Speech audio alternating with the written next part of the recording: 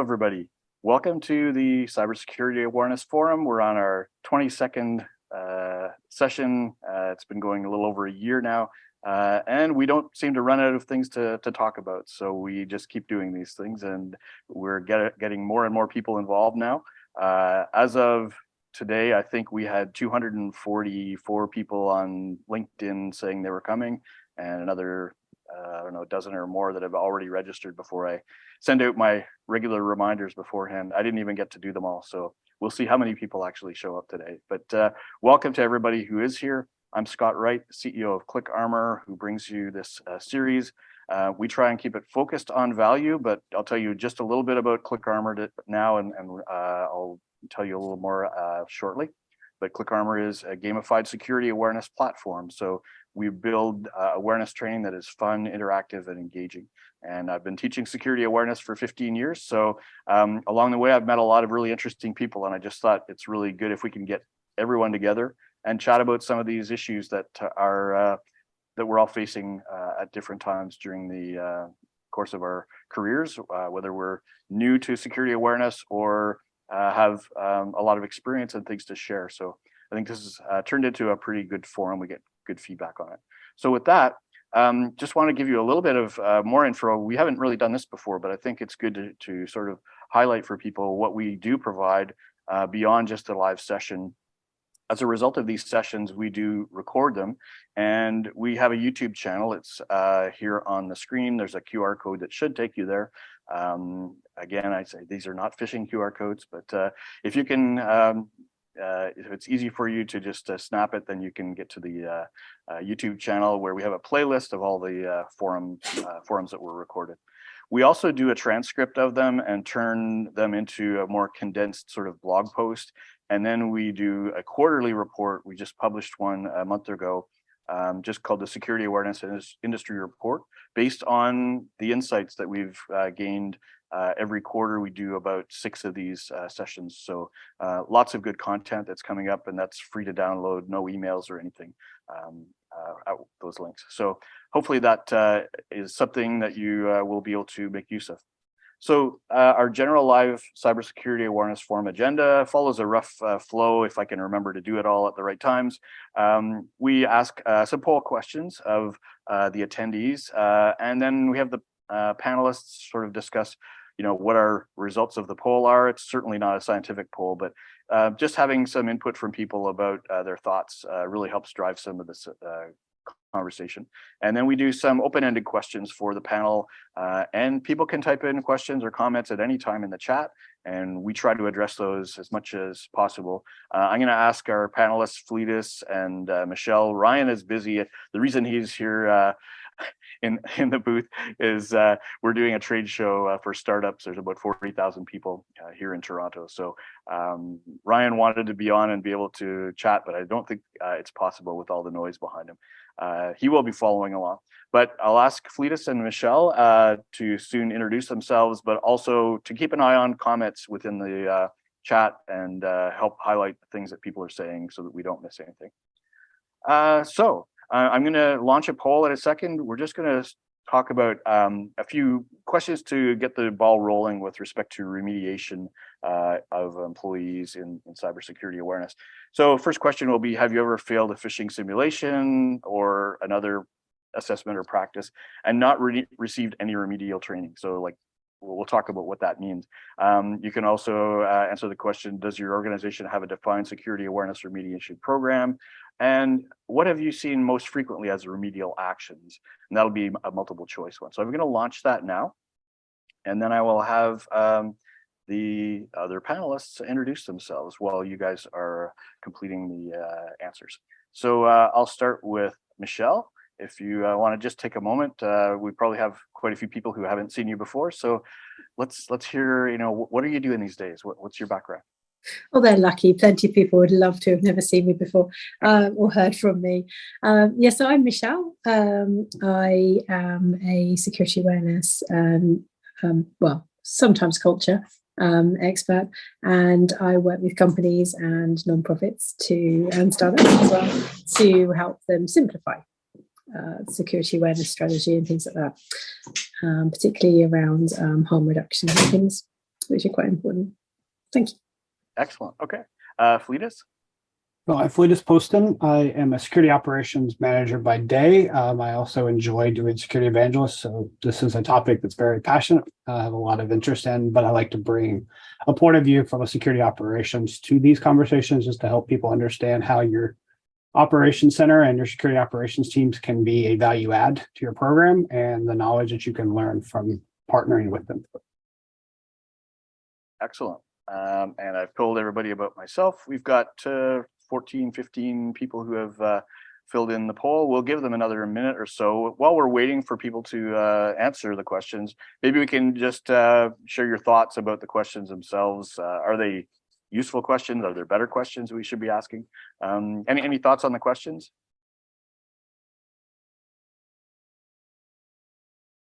I guess not. I think from my point of view, I think Ryan and I talked about to say, it would be interesting to hear how many people get notices of failure of an assessment, whether it's a live phishing simulation or otherwise, but don't get any help to remediate things. So, we wonder, how do you actually expect people to get better when you just test them or shock them once in a while and then asking them to do better next time. I don't think that's a reasonable thing. We're going to talk a little bit about some of the ideas that may exist for doing something valuable with that information once you've assessed people. I guess the question is, for Fletus and Michelle, have you seen most organizations, are they putting in place a good remediation program, or are they just sort of doing it for visibility, or what we call security theater? Michelle, you want to go first? I can see you've probably got something you want to say. I'll let you go first. You look like you're bursting. Yeah, I'll go ahead and take it. So I'm going to feed off of our last conversation. It depends on where you're at in the maturity model of your organization. Or is this a compliance-based test? Then no, there's not a remedial half the time. Or if it is, it's too harsh. It's more stick than carrot. If you're matured into a cultural point of view, where you have security culture, where you have a strong security culture, there's usually a better remediation program. And it's usually ignore the first or talk to them, just have a conversation. It's a casual conversation. After it's a repeat, that's when it starts to get into a more formalized remediation plan, such as a specialized training, which is your third question. So I'm covering all of them at once here. And then lastly, it becomes, do you have a policy in place to actually do a termination? I don't say you should ever fire anyone for failing a phishing simulation, but at the same time, your policy is not a policy if there's no ramifications. And I can dive more into that later in the conversation. That's cool. Yeah, thanks for that. Michelle?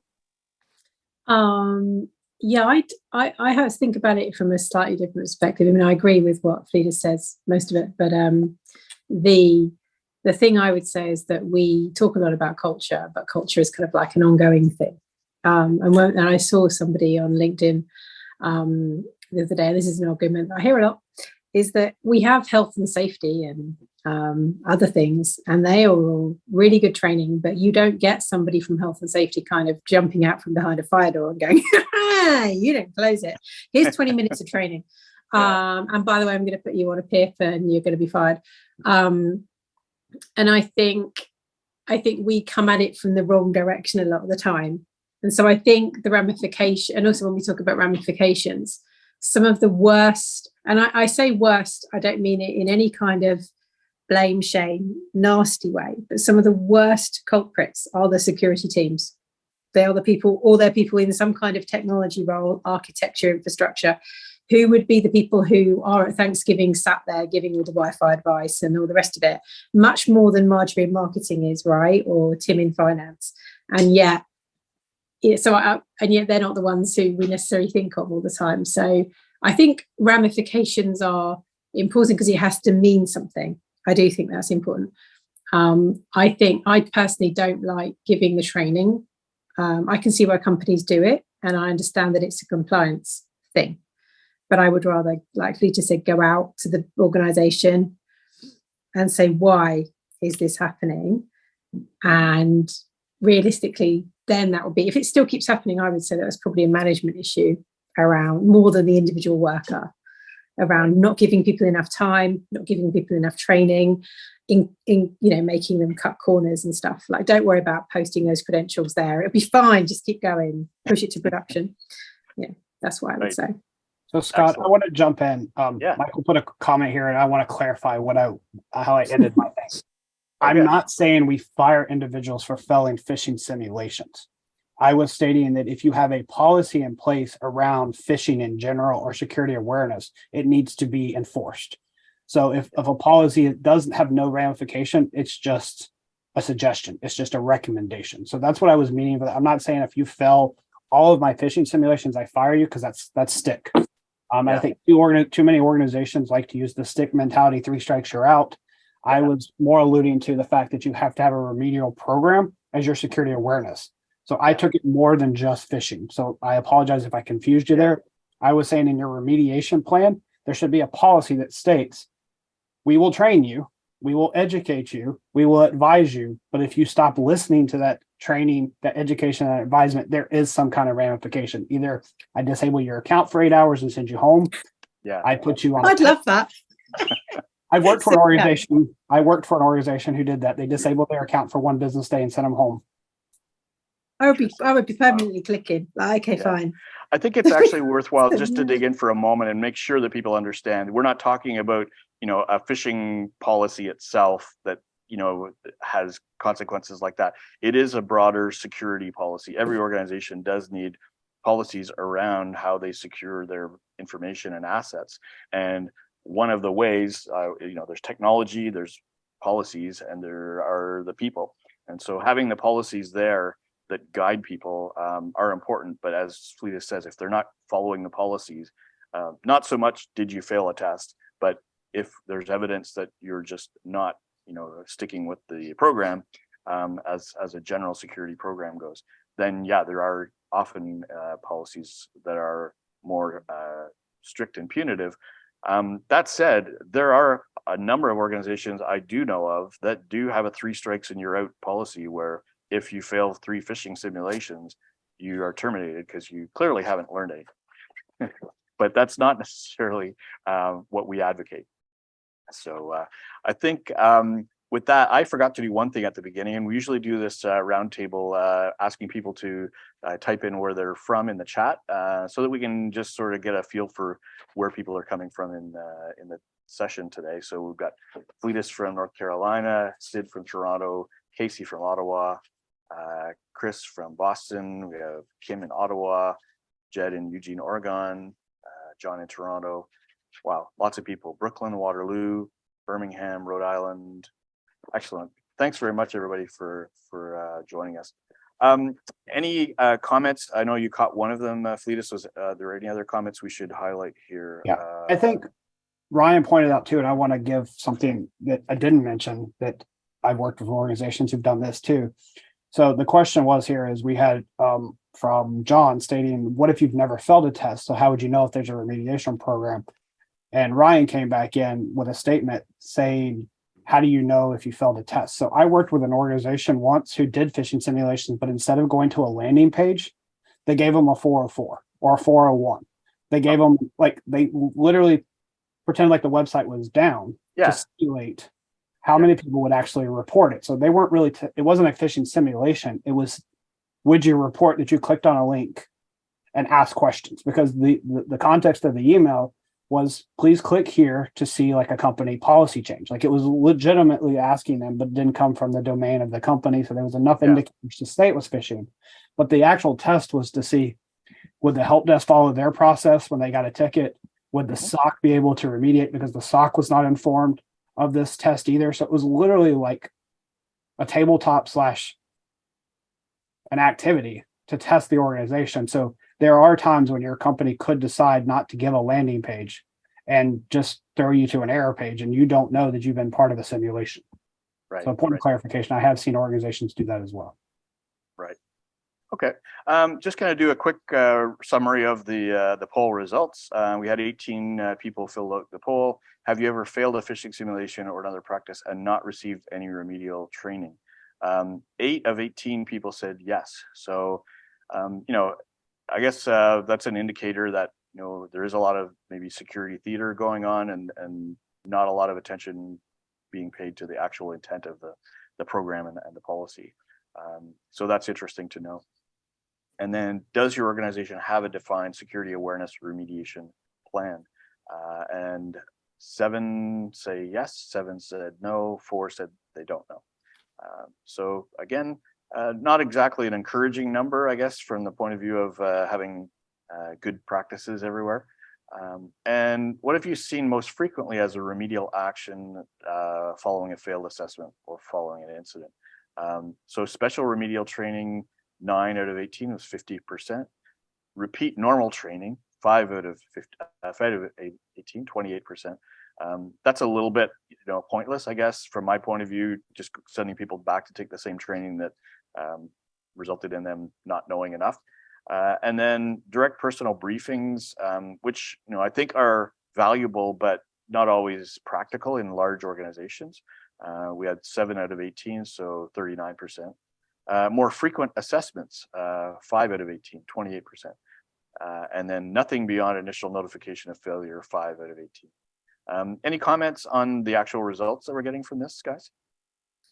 I think it's interesting. I bang on about this a lot, but my original career was in teaching, and so I have some very strong opinions in capital letters about training in tech generally, about the training we give ourselves. We get ourselves as professionals, but that also affects the kind of training and learning experience we give to our co-workers and the people who we're offering security awareness to. And I think we have this obsession with slides and repetitive content. I have worked for organisations when I wasn't in InfoSec, where you would get the same video, all the time as your mandatory training, regardless of whether or not you clicked a link or anything else. And I think it doesn't really engage people either. So I think when we talk about remediation and ramifications and stuff like that, there also has to be meaning to the training. And I think a lot of the time there isn't. And so we just get people really disengaging with us, which kind of the cycle continues as well. All right.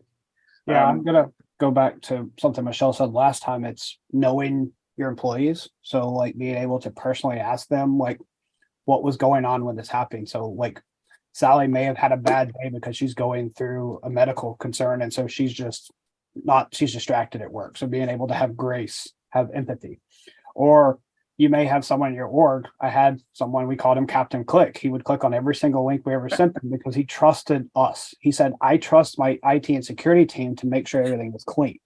And once we sat down and talked with him, we understood why he had that mentality. He's like, y'all spend millions of dollars on tech. You have hundreds of people working in your IT and security org. You should be able to catch this. And then as we shared the philosophy behind where he was at, and like, we are here to stop, and this is what we stop. This is the percentage we do drop. This is the percentage of stuff that we do keep you, but you're still going to see X percent. He was more receptive to the reassessments because we would do a repeat clicker. Like we would send the exact same test back to the clickers within a week, 2 weeks, 3 weeks, just to see would they click again after seeing the landing page, having that remedial training, either indirect, direct. And this is also a value out of your security champions. Find the champion in that org to go talk to Sally, to go talk to Bob, to go talk to Tim directly and say, hey, what did you think of the last simulation? What feedback do you have for us?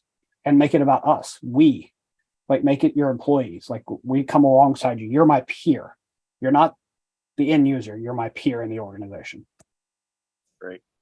Okay, I'm going to go back to our little guiding slide deck and just raise a couple of things. I'm just going to speak to these for a moment, just to put some ideas out there, and then we're going to ask the panelists and the attendees to just comment on anything that they think of as we go through it. So, as I see it, there's a process. We first have to identify the need for remediation. And I think that's one of the sort of, I would call it, convenient things that, everybody is able to do. You can run phishing simulations, or you can set up quizzes or surveys, and, in a sense, measure people in terms of what they know. And you might be able to decide based on that whether they need remediation or not.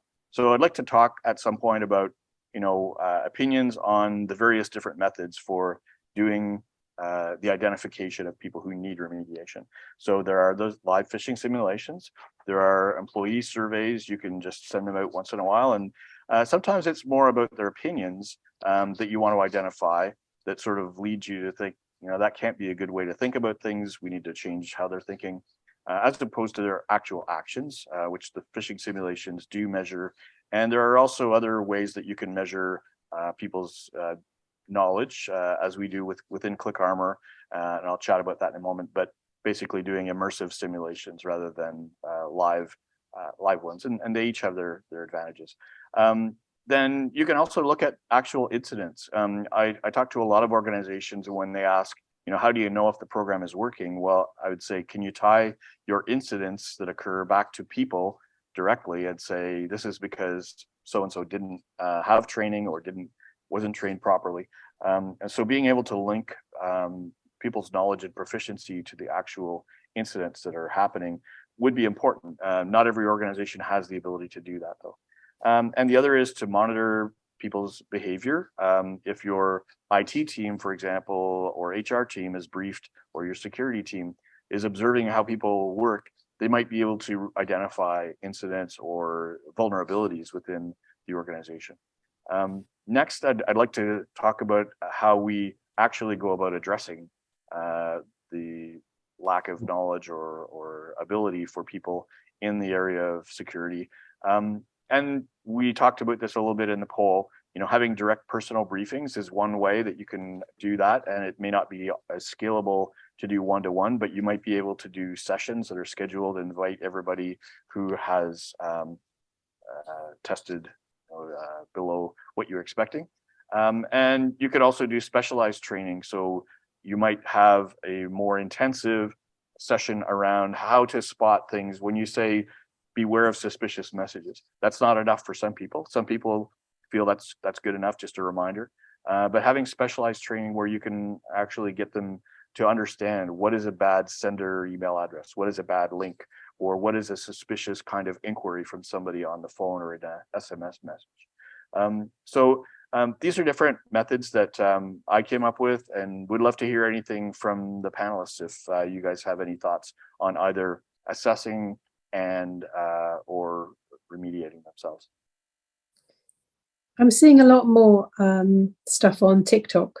Not that I'm suggesting TikTok as a resource, but what I mean, although it's nice, which interests me because I think there's two things about that I want to flag. Is the first thing is the rising public awareness of the need and for cybersecurity advice in a kind of accessible format. And the second thing is that people are using that very quick bite-sized format. Short form video is really useful, or short, whatever you have, PDF, send out, I hate the security awareness and the posters thing, but if you've got little things or screens or anything you can send out really quick. People always say to me, I need to be able to read it in one go. I don't want to download it. I don't want to have, it has to be quick. And so I think we need to kind of tap into that a bit more as well.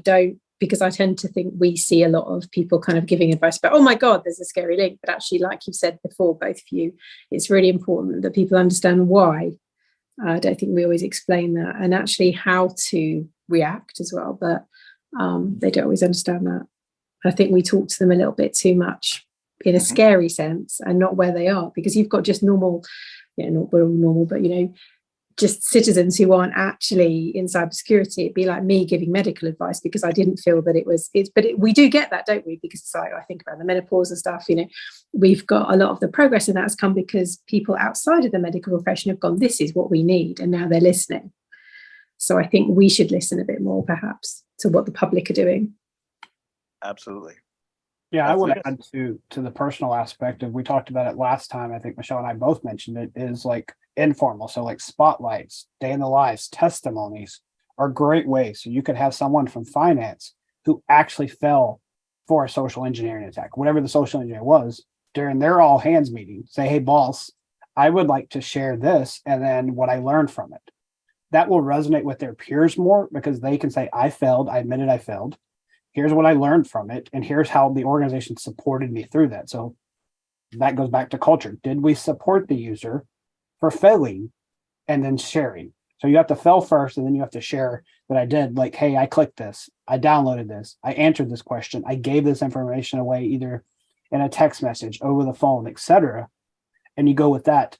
The other thing is have your C levels give small excerpts, kind of like the TikTok, little blurbs that they can give, that they can send out to their directs. So like the CFO can give a message to the finance org, the CTO can give a message to his org or her org, and they can switch. Like the CTO can talk to the CFOs, the CFO can talk to the CTOs, and now you're building culture from the top down. And then you're also building it from the bottom up by giving the day in the life and the testimonies. That's awesome. Okay, so I think those are great thoughts. I'm going to move on to the next question. And if we've already covered this, that's fine. We can move on.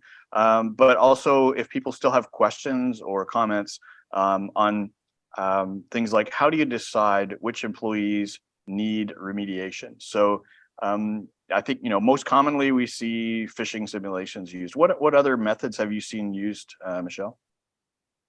Oh, a lot of it comes in through the champions, actually. A real lot, because I tend to prefer that to sort of phishing sims, just by getting the normal kind of threat intel in. It's kind of like the three principles of MFA: what you see, what you know, what you have, but differently. So, your threat intel, your champions, what they're coming through and saying, because they will just tell you, or somebody often they won't even realize. They'll go, oh, you can access this by here's a password, and it'll be like a Manchester United 5 or something. But deeper than that as well, it's what it'll be other things they're saying to you about, we need this.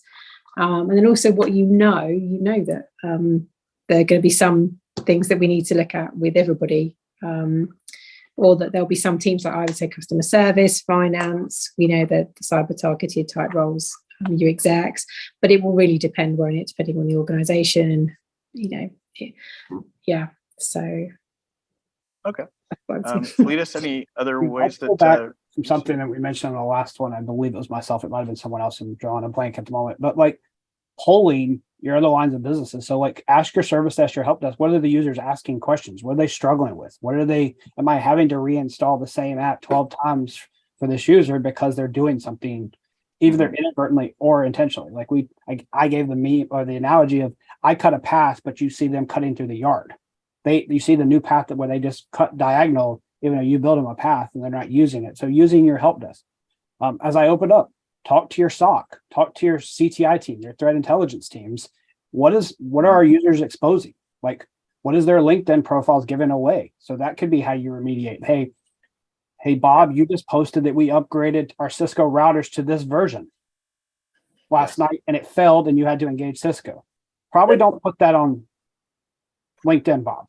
Or Sally, hey, I saw that you were riding the bus with your badge exposed and waving it around when you were talking, showing this is what your name, where you work, and your badge by you wearing your badge in public. Remediation doesn't have to just come from an email.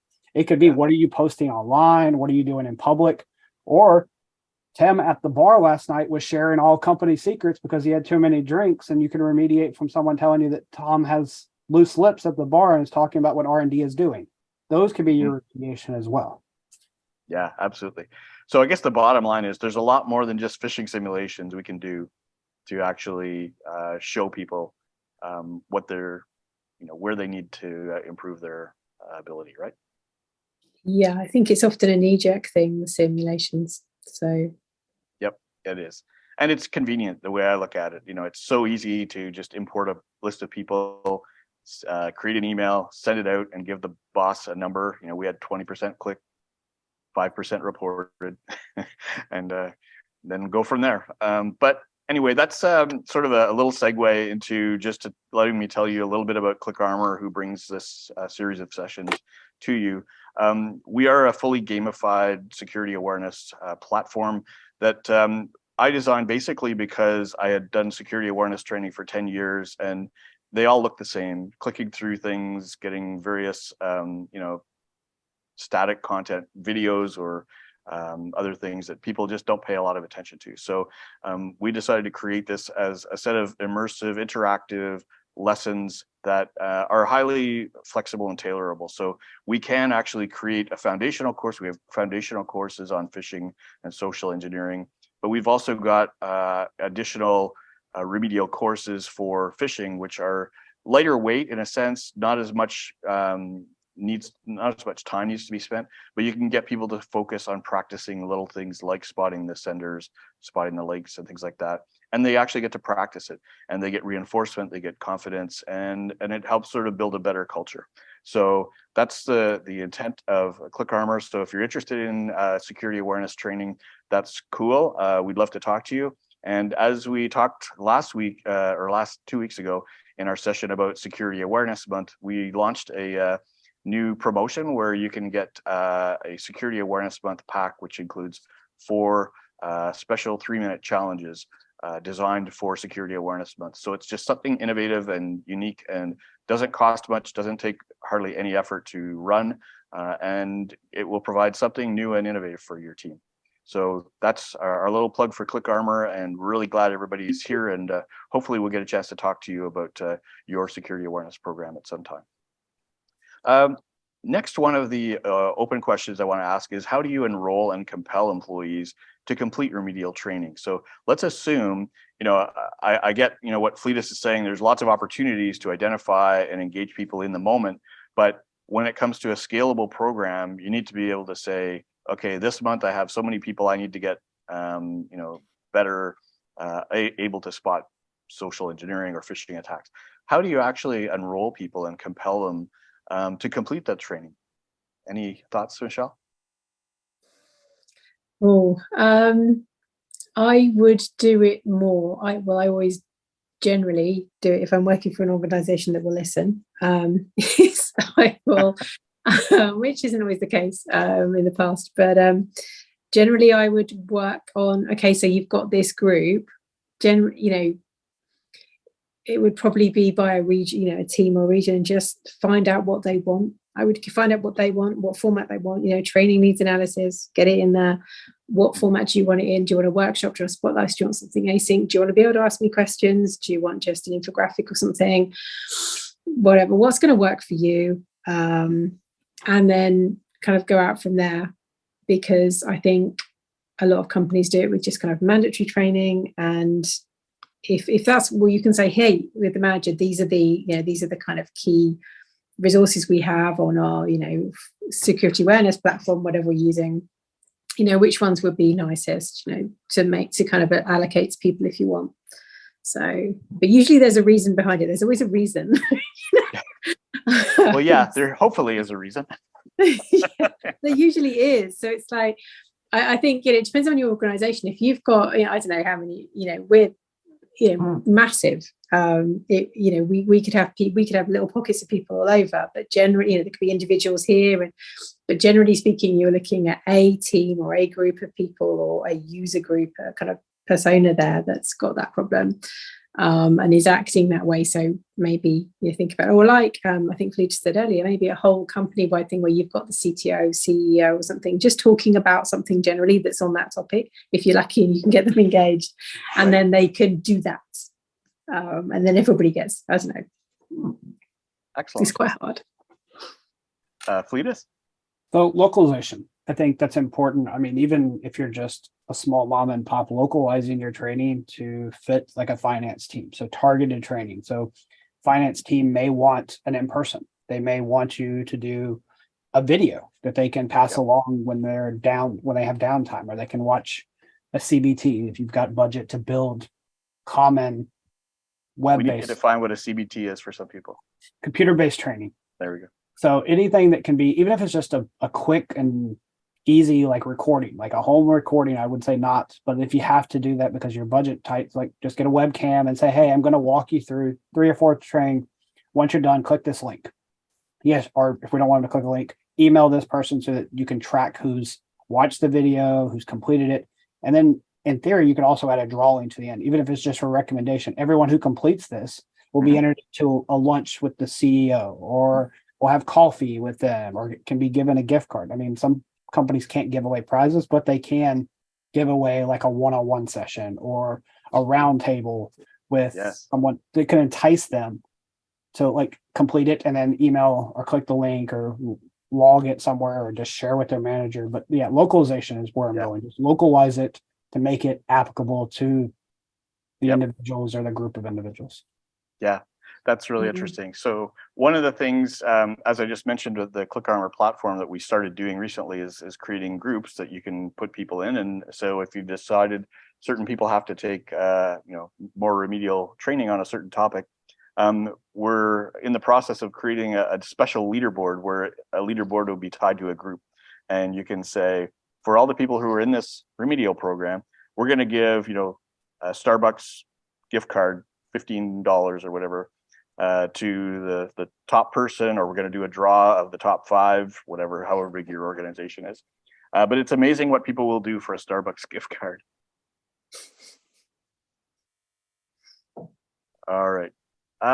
Let's continue. I think we have two more questions.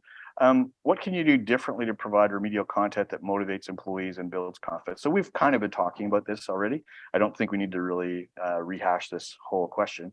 I did have another question though, which was, how do you know if a remediation program is having an impact versus impacts from other variables, right? So you might see phishing simulation click rates go down. Does that mean your program is working better? No. Okay, Michelle, explain.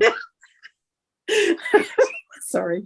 I think honestly that's the impact is something I love people to talk about, because I think people don't often think about impact. It's an outcome, isn't it? Often, we gave loads of people training, we've done it, and the CTO might be really happy or whatever that you've done that, but impact wise, and so the impact is what people are saying. Are you getting other things? Are they enjoying it? Are they reporting that they're enjoying it? And are they talking to you more? Because they might still accidentally be distracted. I might do my training and be absolutely great at it, and then all of a sudden I finally understand that that's absolutely, I shouldn't download the attachment, or I shouldn't do that on LinkedIn and whatever. But something happens, I'm having a bad day and I do it again, or I do something different. But my point is, I will tell you, but also I will. So I might tell you about that, or I might just have other conversations with you, because you've done training for me in a format that I wanted, that didn't take up too much of my time in the day, that was accessible and all those things. So I think our impact is quite hard to measure in one number there. And that's what organizations have to get used to seeing. It's your qualitative. It'll be over time. That's your culture. Your impact is your culture. It's if people are talking to you. Exactly. And I think, it is something that we always see organizations kind of slip to the easiest, method. And that is, getting that single click rate or whatever the metric is that they want to use. And it is qualitative to some extent, or mostly. But how do we get the executives to care about non-qualitative or non-quantitative numbers and qualitative areas? That's another topic for another session, I think. But we've talked about it quite often on our LinkedIn posts and maybe in past sessions too. But maybe it's time to do another executive awareness session just to recover some of those thoughts. Just wanted to point out, John mentioned another idea was lunch and learns are a good way to gather interest, and you can make it a little bit different than just sending people to a course. And if you say, hey, there's an event that we're inviting to you, hoping that we can get your participation and improve the organization's resiliency, you position it the right way, you can make it attractive and motivate people to coming in and doing that. So thanks, John, for that. So yeah, how do we know if we're having an impact? I think it's just really important, first of all, to point out to executives especially that those quantitative numbers are not the whole story. And we have to find new ways to communicate that. And it can't just be a one-time thing. You have to repeat that mantra that, we need to be looking at the culture side of things. And we will definitely be talking in future sessions about security culture. We've got some really exciting potential panelists to join us thanks to Michelle for introducing me to some new people. That'll be fun. Okay, so now that we've gone through our 4 questions, one of the things I would like to start doing in these sessions is just trying to zero in and summarize some things. So of all the stuff that we talked about today, what was something high level we discussed that could make a case for decision makers about this particular topic. So on remediation, what is the single message that we can take to executives? Is it just the metrics aren't everything, or are there more things we can say? Listen to your people. Listen to your people. All right. So we will highlight that one. Yeah, I was going to say, going back to human centric, we talked about that as, to Michelle's point, listen to your people, ask your people, don't just tell your people. I think people forget, like, it's not a tool. Like, a computer is going to do what you tell the computer to do.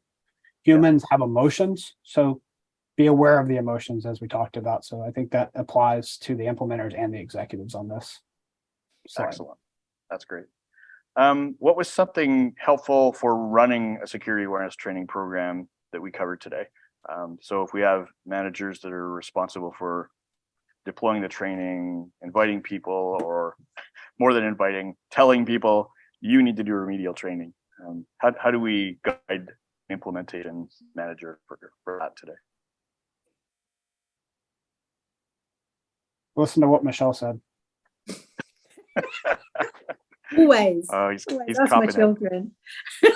No, I mean, like, I think here we talked about it. You've heard from a security operation and you heard from a security awareness culture person. Talk to your peers, like network with your peers, understand what your peers are struggling with, and how do you manage the human vulnerability? You talk to the humans. You don't go to a training, you don't go to a CBT, you don't go to materials, you go to the human, aka your network, and say, hey, I'm struggling with this, or I'm thinking about this. What is your thoughts? What is your opinions? What has worked? What has not worked? Yep. Yeah, it's true. I mean, we can tell executives they should be listening more and have more dialogue with everyone in the organization, but same goes for the security awareness managers. And they may have more opportunity and more influence if they can gather more conversations and take them to the executives, right? So I think that could be helpful too. And then lastly, is there a key insight for individuals who are just here for interest's sake to understand security awareness better and maybe either help themselves to get better at security or to help their colleagues?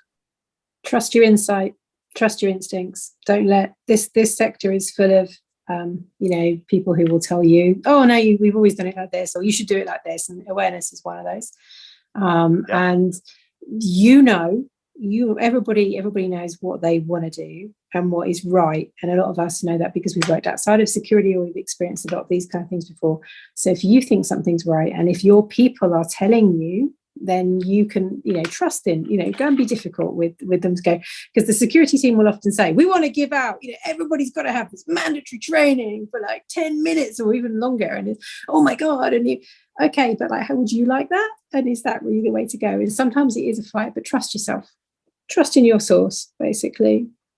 Yeah, if you think that your management or your program is not effective or there are problems with it, speak up, talk to the security managers, and they want to know that, especially if they've been on this call. Yeah, it's not always easy, but you can do it. Yeah. So culture, it goes back to culture. If you see something, say something. If you want to share something, share it. Find the right avenue to share it. Like, it could be, depending on how formal your company is, you may have to cut a ticket, which I hate, and say, hey, I'd like to discuss this with someone. Hey, I have a question about this. You can start with just saying, I'd like to ask a question. And during the dialogue, again, making it human, getting to know your people, share, hey, I have an idea. The latter part is talk to your security awareness manager or implementer and say, hey, I'd like to be a champion with you. Can you teach me how to be a champion? I want to be a champion. I want to come alongside you. I have a video that I did a year and a half ago called Becoming a Security Champion. And it's for anyone. It's not technical.